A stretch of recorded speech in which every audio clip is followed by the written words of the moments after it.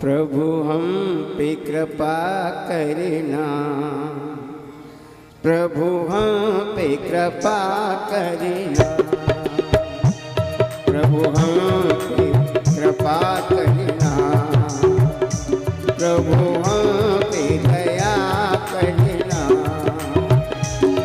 वैकुंठ तो यही है, वैकुंठ तो यही है, हृदय में रहा करना, हृदय में रहा करना। प्रभु हम पे कृपा करना,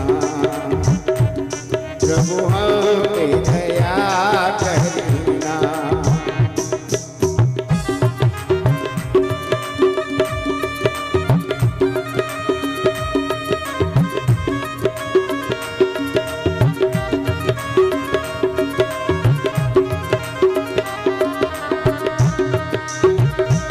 तेरे विरह में निस्जे है ना तुझे उदासी, अपने शरण में ले लो हे नाथ ब्रज के वासी, अपनी शरण में ले लो हे नाथ ब्रज के वासी, हे नाथ ब्रज के वासी।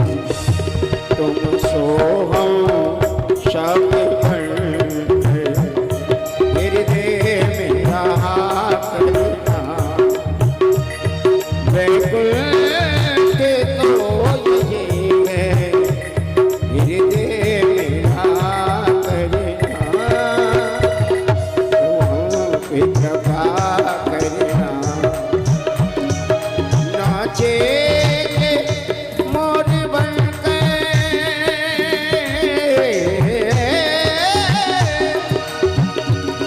नाचे मोर बनकर, हे नाथ तेरे द्वारे, हे नाथ खड़े रहियो वन के मेघ तारे, वन के मेघ तारे।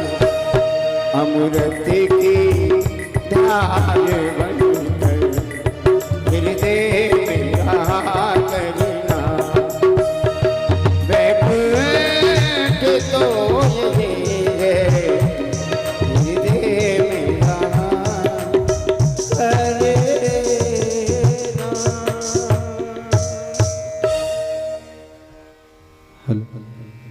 बोली बाके बिहारी लाल की। आप सब बड़भागी हैं, हम लोग सब बड़भागी हैं जो कार्तिक मास के उपलक्ष्य में हम ये दिव्य अमृत धारा जो हमारे महाराज श्री के मुखारबिंद से चल रही है, हम और आप लोग श्रवण कर रहे हैं, इस चीज़ का अवगाहन कर रहे हैं, जिससे हम लोगों के जीवन में कोई कष्ट तो आएगा नहीं, पर हमारे पूर्वजों को भी कोई कष्ट नहीं मिलेगा।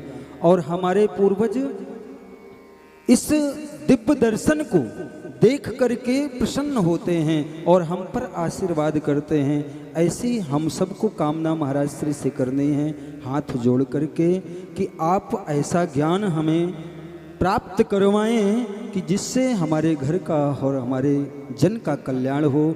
और मैं एक बार कहना चाहूँगा, ये विश्व स्नेह राधा चैरिटेबल्स के माध्यम से आप सब लोग इस कथा को YouTube चैनल के माध्यम से आप लोग देख रहे हैं, सुन रहे हैं और इसका अवगाहन भी कर रहे हैं। तो ये सभी ग्रामवासियों की श्रीमद् भागवत कथा है, किसी विशेष व्यक्ति की ये कथा नहीं है कि जिससे कोई एक करवा रहा हो, आप सब करवा रहे हैं। आप सब इस कथा के यजमान हैं, आप सब का सहयोग है, आप सब लोग यहाँ पर बढ़ चढ़ करके आप लोग भाग लीजिए, यजमान बनिए और अपने घर के कार्य का जो कार्य हैं घर के, उनको निपटा करके आप सब यहाँ पर आइए और महाराज श्री के चैनल से जुड़िए, महाराज श्री के साथ से जुड़िए, महाराज श्री की वाणी से जुड़िए। आप लोगों का कार्य है जुड़ना, और जब आप लोग जुड़ जाएंगे तो महाराज श्री का कार्य है आपको प्रभु के मार्ग तक पहुँचाना। आप सब लोग पहुँच जाएंगे। तो आशा नहीं, कामना भी करूँगा ठाकुर जी से कि आप लोग इस यंत्र के माध्यम से आप लोग जहाँ तक भी इस आवाज़ को सुन रहे हैं तो आप शीघ्र अति शीघ्र यहाँ पर आएँ और इस कथा में हर्ष और उल्लास के साथ में महाराज जी की अमृतमयी वाणी को सुने। और आप लोगों के यहाँ पर ये कार्य हर साल होता है और ये सबसे बड़ी सौभाग्य का विषय है कि महाराज श्री ने हमारे जन के कल्याण के लिए, हमारे खुद के कल्याण के लिए हर वर्ष यहाँ पर श्रीमद् भागवत कथा का हम लोगों को श्रवण, पठन और पाठन करवाते हैं। हम लोग बड़भागी हैं, हम लोग धन्य, हमारे पूर्वज धन्य हैं जो ऐसे महाराज श्री का सानिध्य हम लोगों को यहाँ पर प्राप्त हो रहा है। और आइए अब हम लोग शांति से बैठें और शांति से बैठ करके महाराज श्री के साथ दोनों नेत्रों को बंद करके भगवान का मंगलाचरण करें और भगवान आपकी मनोकामनाओं को जरूर पूरा करेंगे। आइए पूज्य महाराज श्री के साथ चलते हैं। बोल बांके बिहारी लाल की। श्री राधे श्री राधे श्री राधे राधे राधे श्री राधे श्री राधे श्री राधे श्री राधे श्री राधे जय श्री राधे श्री राधे जय श्री राधे श्री राधे श्री राधे।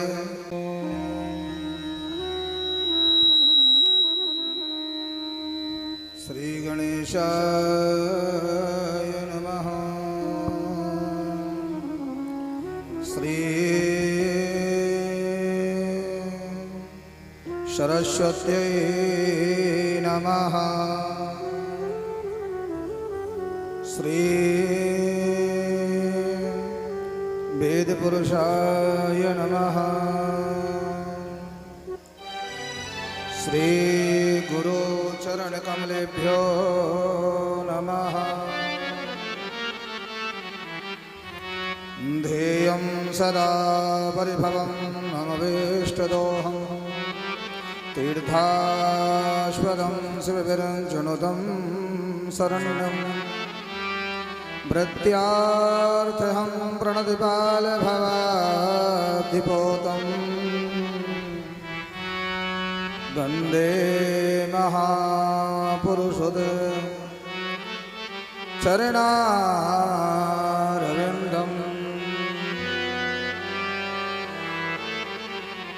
गुरुर्ब्रह्मा गुरुर्विष्णु गुरुर्देव महेश्वर गुरु साक्षात् परब्रह्म तस्मै श्री गुरवे नमः। वराहपीडं नटवरवपुः कर्णयो कर्णिकारं बिभ्रद्भाषा कनककपिशं वैजयन्तीं च मालां रन्ध्रानवेणोरधरसुधया पूर्णयं गोपवृन्दये बृन्दारण्यं श्रुपदरमणं प्राविशद्गीतकीर्तिः मूकं करोतु वाचालं पङ्गुं लङ्घयते गिरिं यत्कृपात्महं वन्दे परमानन्दमाधवम्।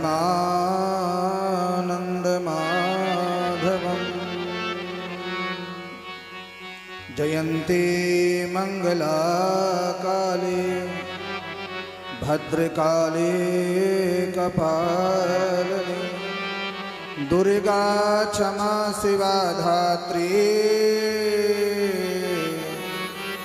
स्वाहा स्वधा नमोस्तुते।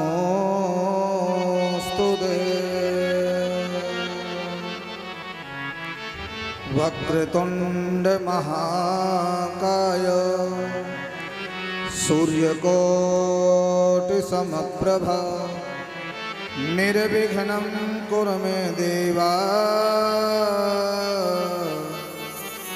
सर्वकार्येषु सर्वदा। राधा मेरी स्वामिनी मैं राधे जी को दास जन्म जन्म मोह दीजियो श्री वृंदावन वास। बरसाने की राधिका नंदगाम के श्याम इन दोनों के चरणों में कोटि कोटि प्रणाम।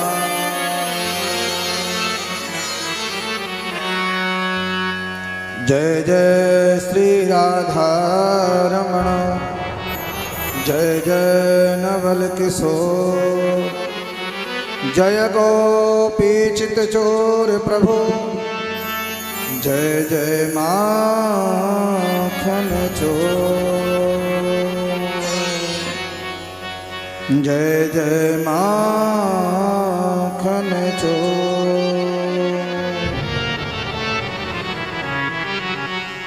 यं प्रव्रजन्तमनुपेतमपेतकृत्यं द्वैपायनो विरह कातरया जुहाव पुत्रेति तन्मयतया तर्वो विनेदो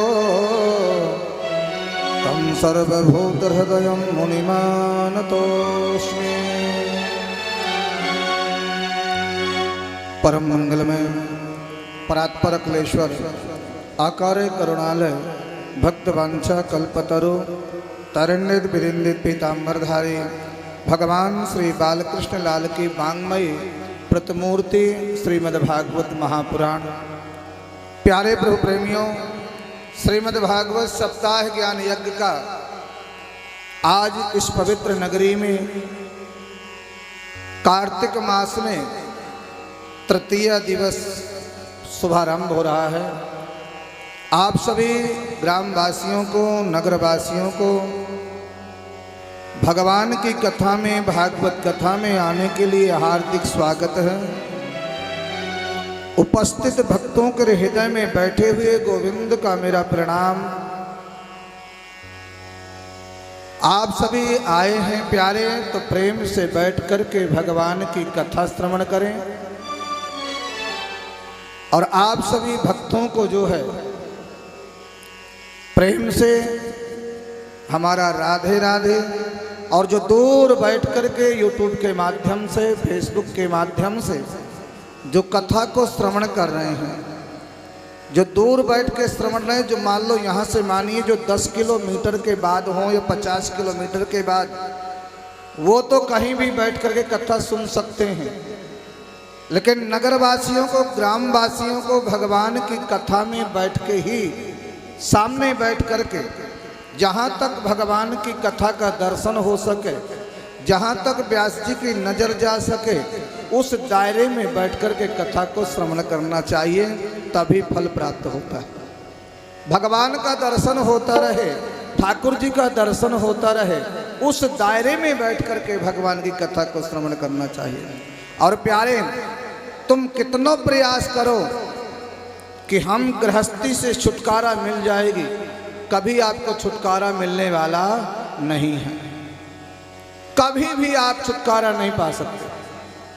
और हाँ, आप छोड़ने का प्रयास भी करो ना कि हमारा घर से मोह छूट जाए या घर से हमारा छुटकारा मिल जाएगा, नहीं मिल सकता प्यार।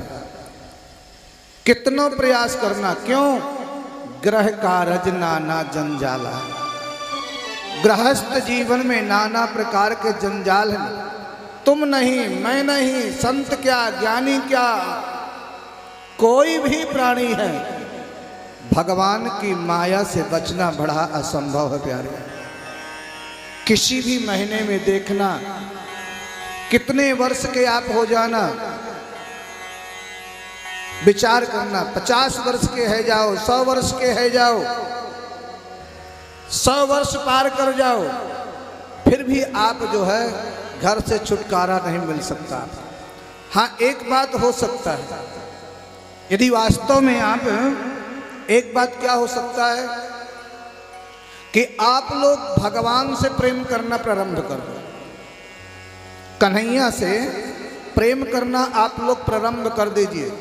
और जब कन्हैया से प्रेम हो जाएगा, परमात्मा से प्रेम हो जाएगा, तो घर से ऑटोमेटिक छुटकारा हो जाएगा और गोविंद की शरण में पहुंच जाओगे तो भगवान यहाँ से भी आपको मुक्ति दिलाएंगे और जो है नरक से भी मुक्ति दिलाएंगे, अपना गोलोक धाम प्रदान करेंगे मेरे गोविंद, जो भगवान की तुम भक्ति करोगे, भगवान का भजन करो। भगवान चाहेंगे तो क्या नहीं हो सकता।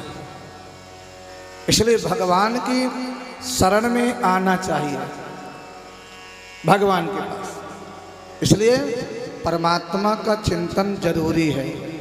गृहस्थ जीवन में 7 दिन की कथा, हमारा जन्म होता तो 7 ही दिन में होता है।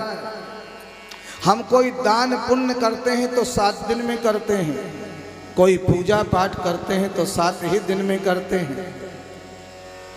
जन्म 7 दिन में, मृत्यु 7 दिन में, 8वां दिन किसी के जीवन में आता ही नहीं है।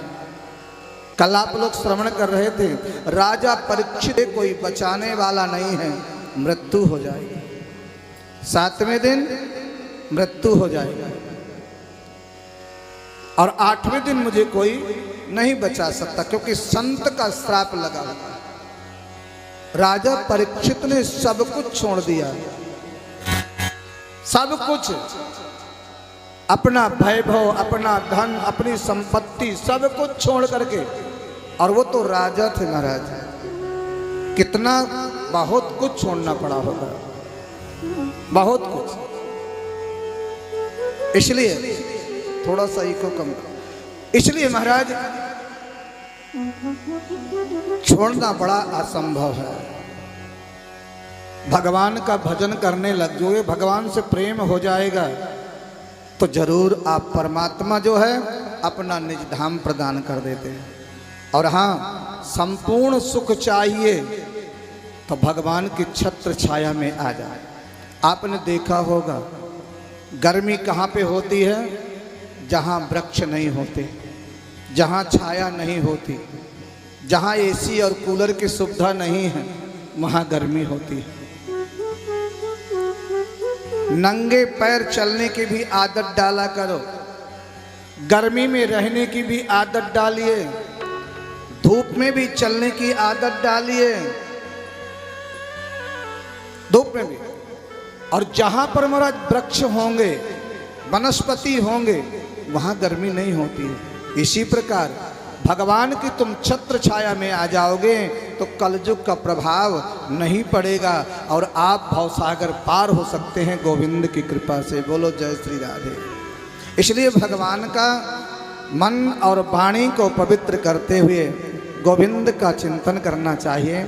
आइए, कल राजा परीक्षित को श्राप लगा, राजा परीक्षित गंगा तट पर बैठे हैं, सभी संतों को, महात्माओं को प्रणाम कर रहे हैं, वंदन कर रहे हैं, सबको प्रणाम कर रहे हैं, सबके चरण धो रहे हैं और चरण धो करके चरणामृत लग रहे हैं। राजा परीक्षित पूजन कर रहे हैं, किया सुखदेव जी महाराज का पूजन किया